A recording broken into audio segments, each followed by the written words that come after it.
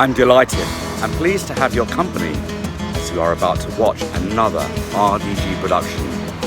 In case you're wondering where I am, well, I'm about 45 minutes from North Africa. I'm actually in southern Spain, in Fuengirola, and the sea just behind me, just to go across there, and you're in North Africa. But before I let you watch the program you're about to see, please may I ask you, if you haven't already, to subscribe to the RDG Productions YouTube channel. Search for RDG Productions on Google or YouTube. Look for a man looking a bit like me wearing a hat and hit the subscribe and alert button. Keep telling your friends, if you haven't already, about RDG Productions and keep watching RDG Productions. So thank you for your time and I hope you enjoy the film, the program that you're about to watch.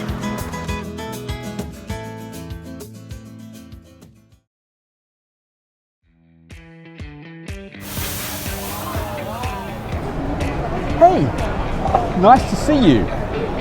In case you've been living on another planet, I'm Ranjan Das-Gupta and this is RDG Productions on YouTube.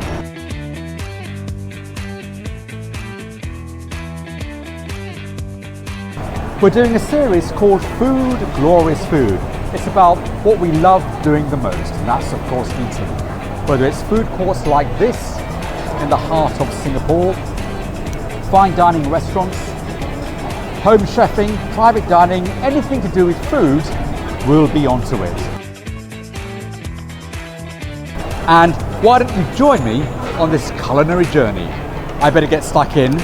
You're gonna absolutely love this.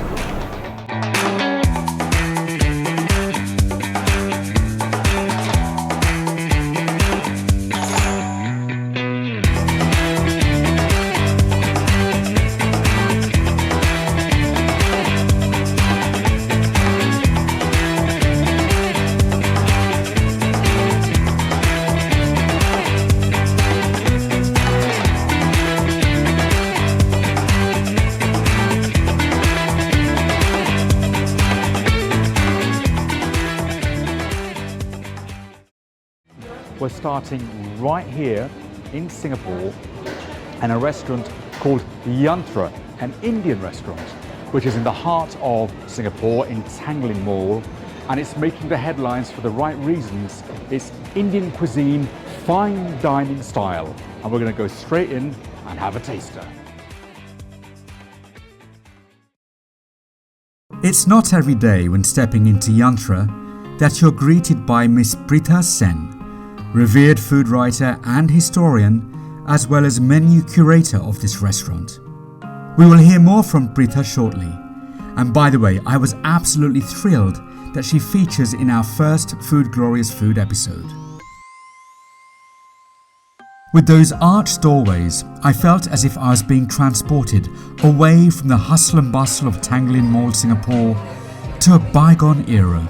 Perhaps the Mughal times, where rich flamboyant emperors lived and ate lavishly as they ruled over magnificent India.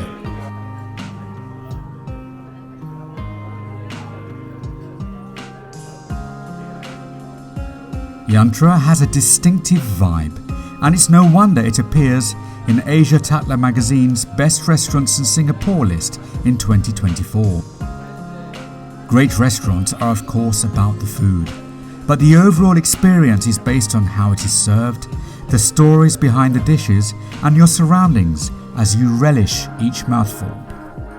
The restaurant itself has the main dining area, intimate, exquisitely decorated, with a bar catering for every taste just next door.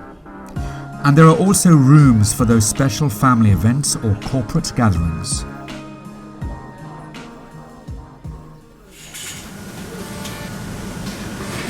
As you would expect, behind the scenes of any restaurant, you'll find the heartbeat, and that is of course the kitchen.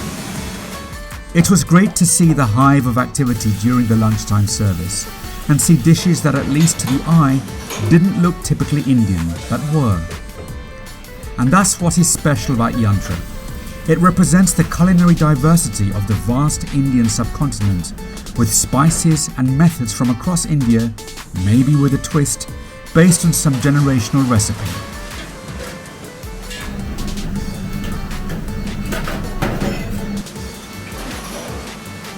They even fry spices indirectly from a particular region in India to give dishes further authenticity. Pinaki Ray has been Yantra's executive chef since 2020, having had an illustrious career in Singapore working in some great kitchens, including the JW Marriott South Beach Hotel and Marina Bay Sands. He joined Yantra just before COVID struck. The owner, Raju Shukla, closed it from December 2021 to pull it apart and redesign it, bringing in Pritha Sen in February 2022, who I mentioned at the start. With Pritha and Pinaki, Yantra was relaunched in August 2022, and of course, their partnership is critical to the success of Yantra. Pritha Sen was formerly a journalist, but has devoted herself to writing about food and its origins. Over the years, she has made it her mission to reignite Indian cuisine globally and give people an altogether different experience, away from the traditional oily and spicy dishes, often hard to digest, to more regional recipes that have been passed down the generations. Her creations are therefore more authentic. The menu may have the same names, but the way they are made is completely unique. That's exactly her hallmark on Yantra, as she showcases the fantastic home cooks, mainly women, mothers, grandmothers and great-grandmothers who have cooked their way through the generations. It is their beautiful story that she narrates through her menu in Yantra and through Pinaki's execution. I had the privilege of sitting down and having an informal chat with both Pritha and Pinaki, starting with Pritha, followed by both of them treating me to some of Yantra's delights. So this is an amazing restaurant, Yantra. So Pritha, tell me a little bit about you and your connection to Yantra and a bit about this restaurant as well, please. Well, I kind of didn't start out to be a chef or a consultant or a food historian. I used to be a journalist before this, and then I quit mainstream journalism to join the development sector. So I joined the microfinance movement, and from there it moved on to what we call micro-enterprise and sustainable livelihoods, etc. My interest in food started from there, because I used to live in remote areas with, go on work and live with them and look at the food, and that's a long story anyway. And then I started, doing these little events showcasing researched food and what I call heritage cuisine, what we seem to be losing, And so I started having these sit-down lunches or dinners, talking about the food, explaining any dish. So there was always a story behind the dish. That grabs people's interest more, and you look, They're having fun in this restaurant? Yes. We have a lot of celebrations. Yeah. Happy birthday. When the owner, Raju Shukla, had been following me. So in 2021, December, he came and he offered me this role, saying that he was going to shut down Yantra, break it up totally, pull it apart, redesign the interiors, and start off with a completely new menu, leaving behind all the baggage. That's when he offered. So, coming to the menu of Yantra, obviously there are Indian restaurants up and down Singapore, across the world. So what is unique about the menu that you've created? You've curated, in fact. Yeah. What is unique about the Yantra menu? Because you could go to an Indian restaurant and expect certain dishes. First thing is that the menu is by a completely untrained home chef. I'm not a trained chef. An untrained home chef who has grown up on her mother's, grandmother's, aunts, uncles, and family friends, their mothers, their aunts, their uncles cooking, or cooking with village women in traditional setup. There is no formal training. And it is that food that I brought to Yantra. It was not the commercial cooking that happens. It was not the popular dishes. Like chicken that we tikka had. masala, Yes, chicken butter chicken, all that kind of stuff. no, butter chicken we have, But a different flavour. but in a different Right. way. And so it was nothing like what you expect in a usual Indian restaurant, because my belief there's nothing called Indian food. It's all regional and micro-regional cuisine from the subcontinent. Yeah. So that is what I brought to the table, and I wanted to give people a taste of real subcontinental food, real Indian food, as you move through the regions. So I call this a gourmet travelogue to the traditional home kitchens of India. It's never been done before in Singapore. Just putting aside your connection with Yantra and putting on your food journalist, food historian hat. I mean, I'm from England, and I've seen over the years how Indian cuisine has just become so popular in Western countries and across the world. And that's taken a while. That wasn't always the case. I would say Indian cuisine is still very popular in the US or other European countries. And why is that? Why is it that? Because you could that say it's the image taste. still lingers of it being heavy, of everything being unhealthy, of everything being deep fried. Too many masalas used, too many spices used, people get scared. Because that image still lingers, yeah. But it is changing. I am not a contemporary person, and I am a traditionalist and a purist, right? But so therefore I leave it, after I create something, I leave it to younger chefs like a chef Pinaki or a chef Prashant that we have in the kitchen to take it to the next step with the plating, with the look. Absolutely. I mean, we eat with our eyes, don't we? Yeah. I don't do fusion, because that I think then completely takes away from my entire message to the world about Indian food. As you've seen in the kitchen, it's a phenomenal amount of work that goes on behind the scenes. I mean, it's all beautiful out here, but a huge amount of work is going on behind the scenes, and a lot of work goes into the menu. I mean, you put in a lot of work into that, into the menu. In general commercial kitchens, what you find is that base gravies are made. No? So it's 1 spoon of this and 1 spoon of that, and your dish is done and it's out. So at the end of the day, everything starts looking the same, and the colors are the same, and it tastes the same. In this kitchen, every dish is made separately. There is no contamination, there is no 1 spoon of this and 1 spoon of that. Every dish, every item has its own ecosystem, basically. It has its own ecosystem. Yeah, that's what it sounds like. Yeah, And I was just seeing that in action in the kitchen. So, Pinaki, thank you for joining us. So you are the executive chef here. Yes. So huge responsibility to basically execute the menu that Pritha's curated. Yes. So I've got something to try here, right? So what is it you've given me? So this is our small snack. Okay. Kind of, we call it the small plates.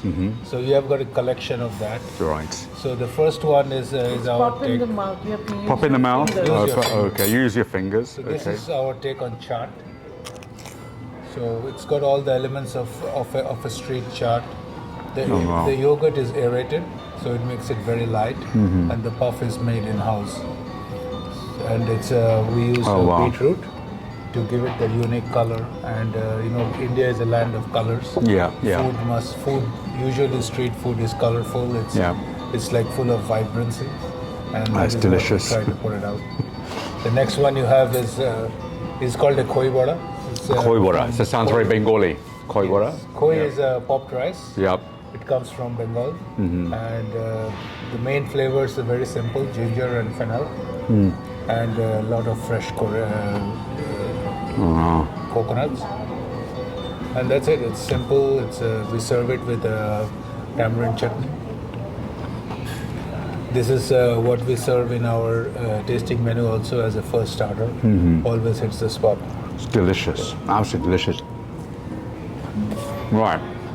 The next one is one of Pritha De's, I would say, genius. With the appam, we create the small appam, but the prawn is really power packed, and you can just Put the whole thing in your mouth, or so it's even this bit here is edible. All of this, yep. Oh wow. So it's like So this is Andhra inspired.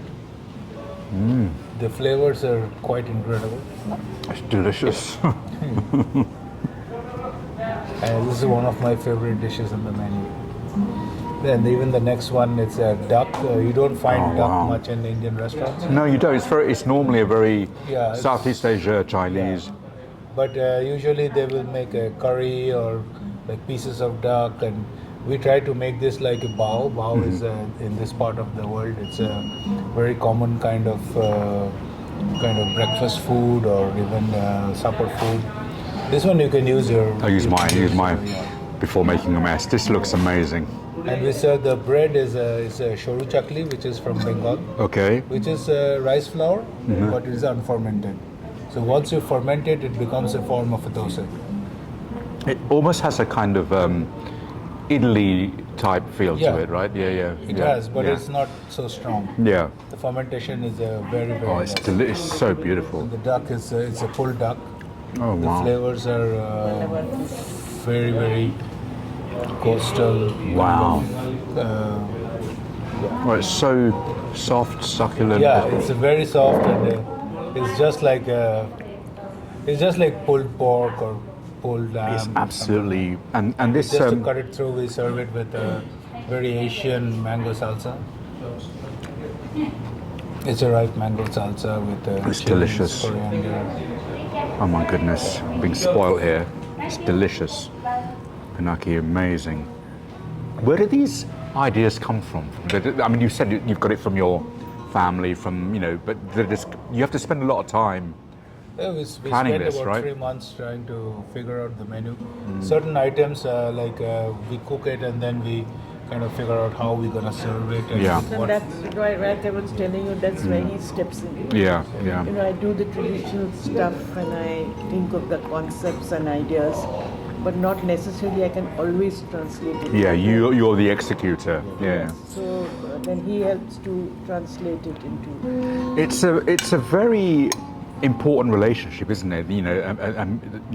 Between the two of you, in the sense that, as you say, you've kind of designed the concept, but you're executing it. It's a very it's You have we don't to always get it right. really yeah. believe in the food, and then only you can produce it as a restaurant food. And because it's not easy to just like a lot of people make very good food, but what is special about her is like she is willing to kind of change the form and texture, but yet keep the same taste and make it into a restaurant food. It's A lot absolutely of when people talk about consultants, they're either very stodgy and Yeah. very direct, or they're very laid back. They say like, okay, you can do your stuff. I'll just give you the ideas. So that's it's very difficult to put that balance on it. And I was in the kitchen a bit earlier, Pinaki. It looked like hard work in there. So how do you cope? And it can get very hot and stuffy, right, in there? Yeah, it is like any other kitchen. It's very, very busy. Have you considered inviting Gordon Ramsay?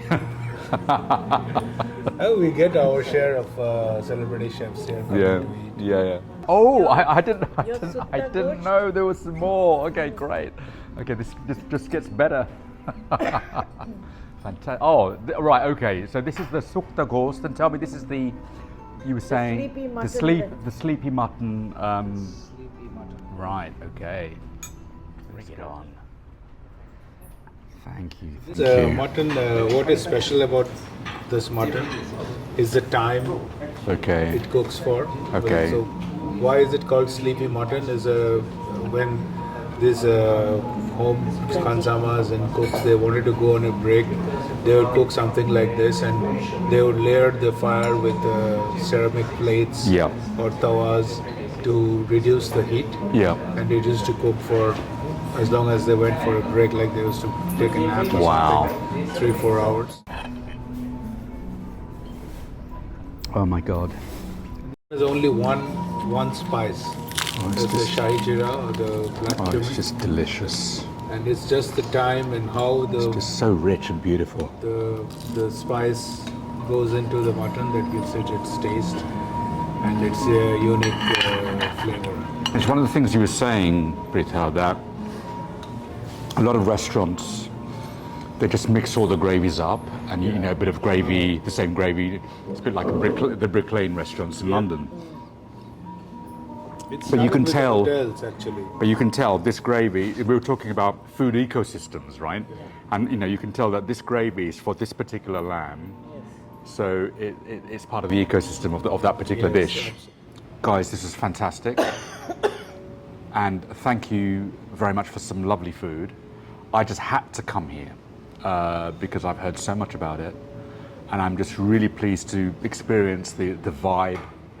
It's not just about the food, which of course is the important bit, but the whole ambience of this restaurant, I think, is stunning. And you know, having sampled some amazing food, you can tell that it's cooked from the heart. It's authentic. It's real. It's proper, decent, home-cooked Indian food in a fantastic setting. So thanks for your time today, and I'll be back. Thank you very much. We'll be very pleased and happy to have you back. Great, thank you.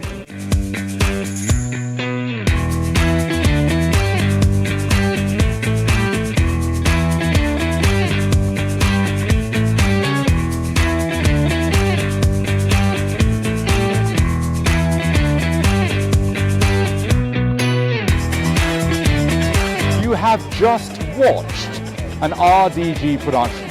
So thank you so much for your time, and I hope you like the program that you've just seen. However, before you go, if you haven't already, please can I ask you to subscribe to the RDG Productions YouTube channel. All you've got to do is search for RDG Productions on Google or on YouTube and look for a man looking a bit like me wearing a hat, and hit the old subscribe and alert button. And when you hit alert, every time we publish something, you'll be alerted. That's why it's called the alert button. So thanks again for your time. Tell your friends and family about RDG Productions and keep watching RDG Productions.